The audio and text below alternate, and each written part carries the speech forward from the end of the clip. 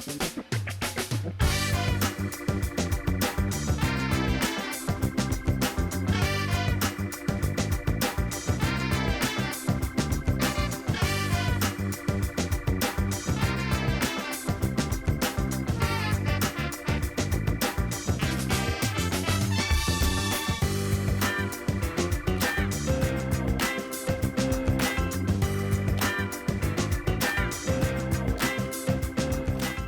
welcome to Table Talk. I'm your host, Karen Wilson. We have a very interesting show for you today. I have with us Miss Miriam Tanas. Is that right? Tanas? Tanas, okay. And Gabrielle Miller with Skills USA and Motlow. Welcome to the show, ladies. Thank you. All right. Well, this is so interesting. I guess I had heard of Skills USA before, just probably in passing, but tell me how each of you became involved in Skills USA.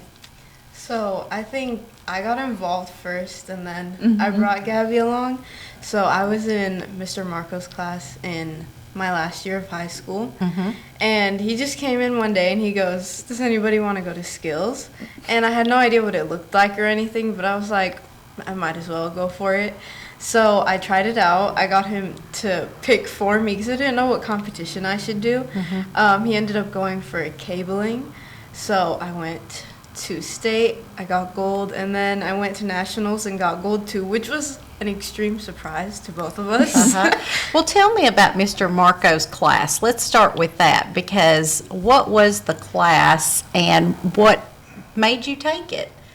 And I know this is at what high school? Stewart's Creek. Stewart's Creek, okay, okay. So let's start with what his class is that you've signed up for.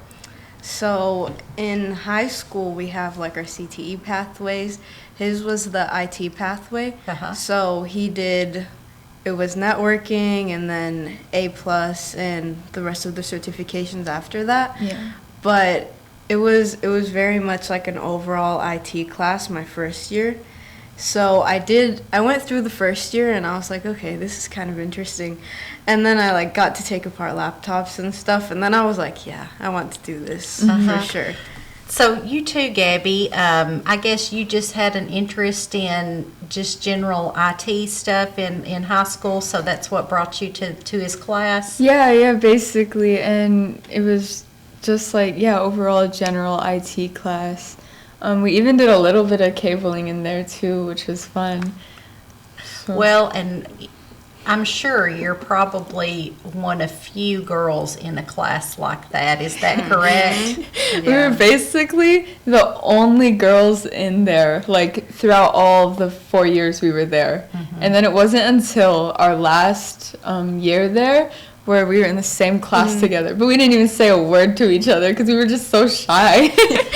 So just to clarify with our audience, when we're talking about cabling, it's like network cabling, you said, taking, working for cable systems, fiber optics, all kinds of IT work and stuff, which is very hands-on. Do you all, would you consider yourself both computer geeks? Growing up, did you love how things worked?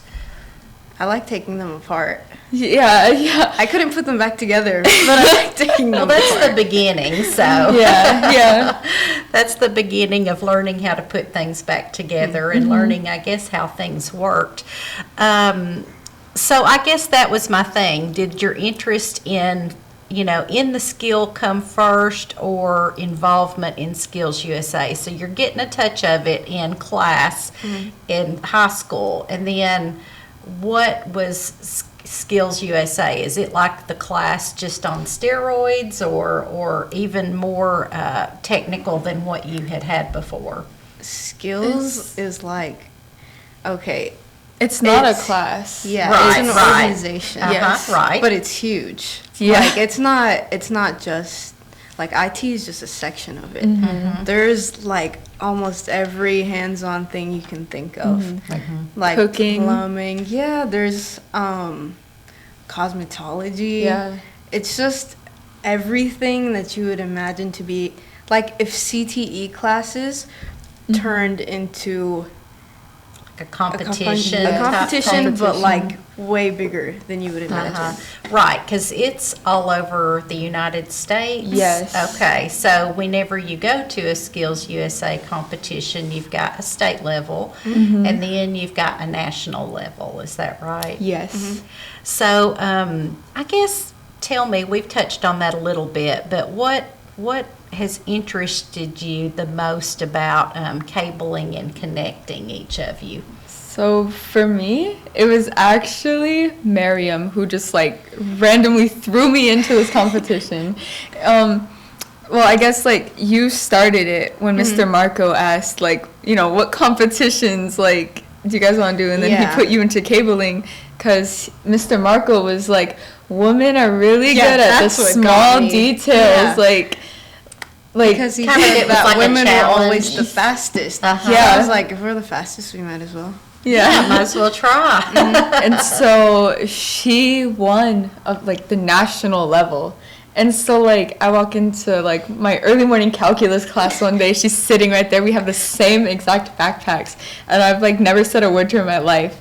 And then like slowly throughout that class, she just started talking more and more to me. And then she brings up like, oh, I'm like the president of Skills USA here at Motlow. And I actually won nationals last year, and I could train you in my competition. And I didn't really know that much about cabling. Like, I only did, like, a little bit of the hands-on stuff, but didn't really, like, know, like, too much about it.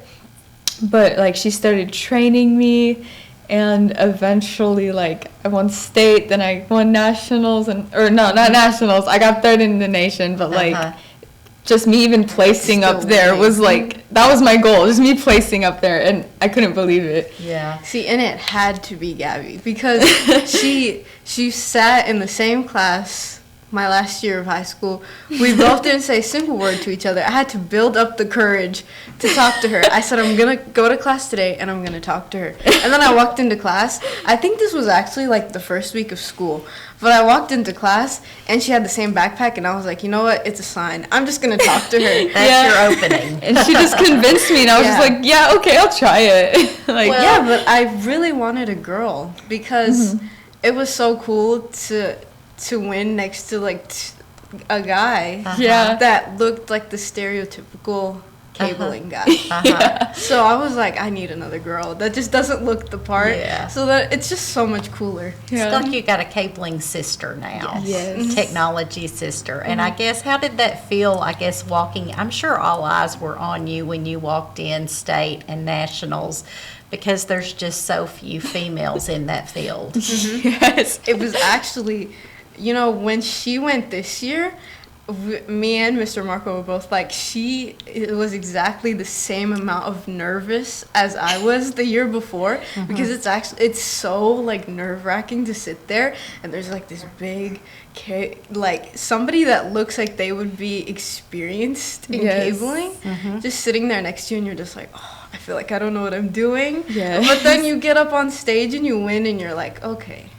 So what are some of the components of competitive cabling? You've got speed, but then also, I guess, accuracy and neatness, and what are they judging you on? I would say it's less speed because everybody gets a certain amount of time to do every part of the competition. Yeah. It's really on your accuracy. Yes. How well you can do what you're good at. And, you know, the nerves, like, play into it. It's like, how nervous will you get? How well will you do under pressure? Yeah. Because... No, you go ahead. It's like, because they know, everybody knows, like, what they're doing. It's just who can do it the best. It's not how fast you're going. Who can, like, get it the best.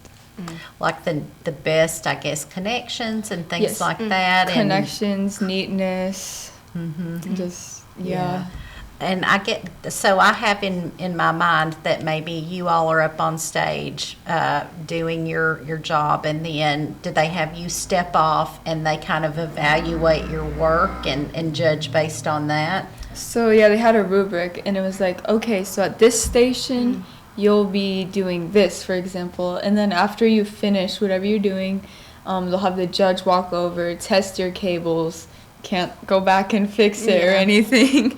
So now, do you all know what you're going to be doing walking into it, or do they kind of throw you any curveballs or anything, that's unexpected, I guess, in the competition?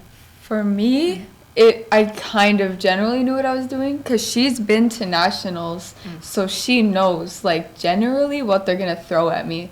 But for her going in, Yeah, it's different when you have somebody to tell you what happened the year before, because they're not giving you anything before you go there. It's kind of you prepare the way you think you should. You show up, and of course there's like standards you can look at and stuff, but there's always some kind of curveball. There's always something you didn't prepare for, and then you go and you're just like, oh.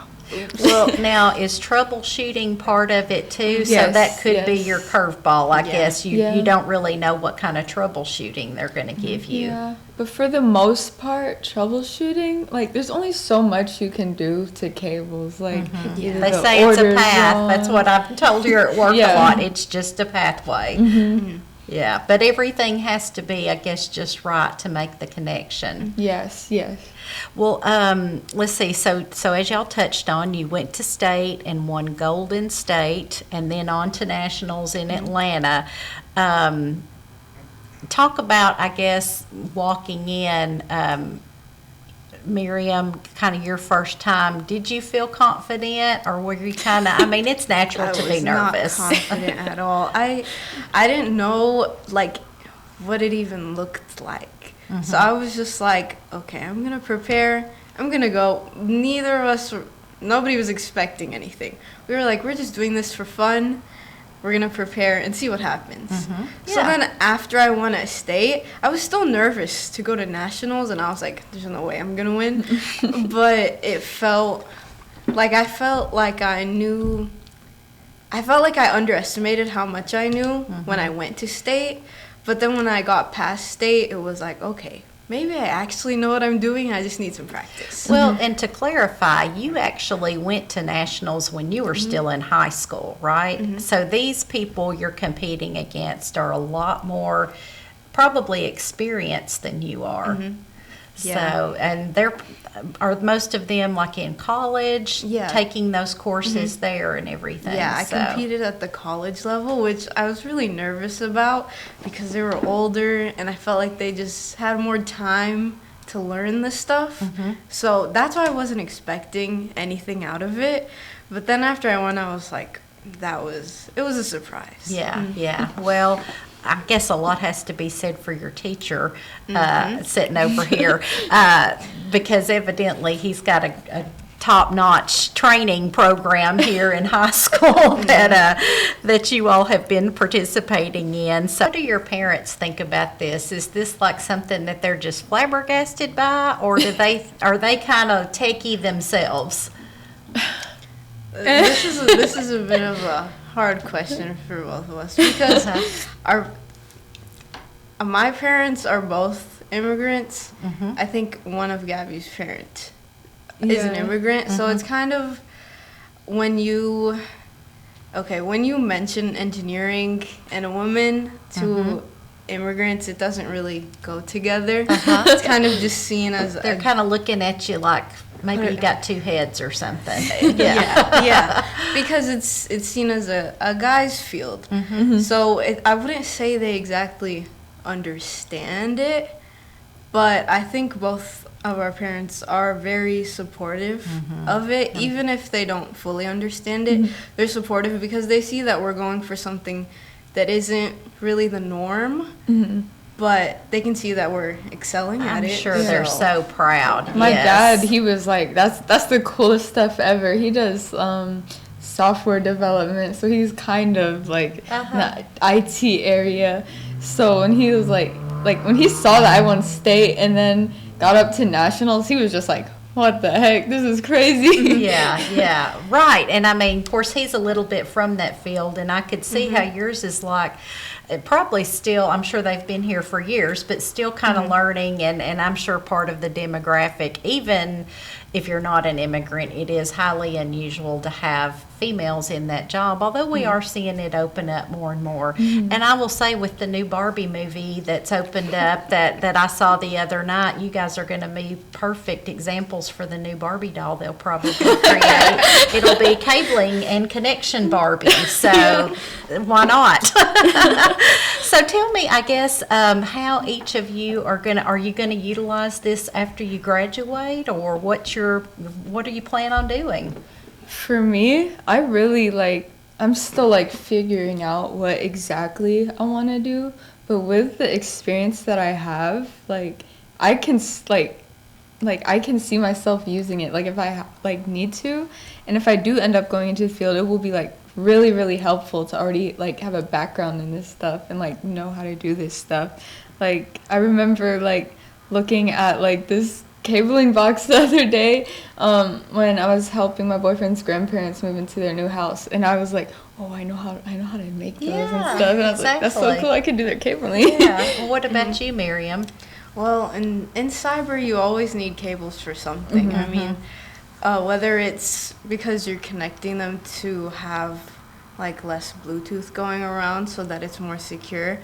It's nice to know that if something went wrong, you could fix it yourself. Yes. It's nice to know that if something's wrong with the outlet, I'm I know how to do that. Yeah. Well, and so you're interested in cybersecurity, which is perfect with networking. All of that goes hand in hand. Well, I want to congratulate both of you. You are leaders in your field and in these young women at Motlow. I'm sure they really look up to both of you. And we're going to probably have a few minutes to talk to the famous Mr. Marco and Larry Flatt, so we'll be right back with more Table Talk.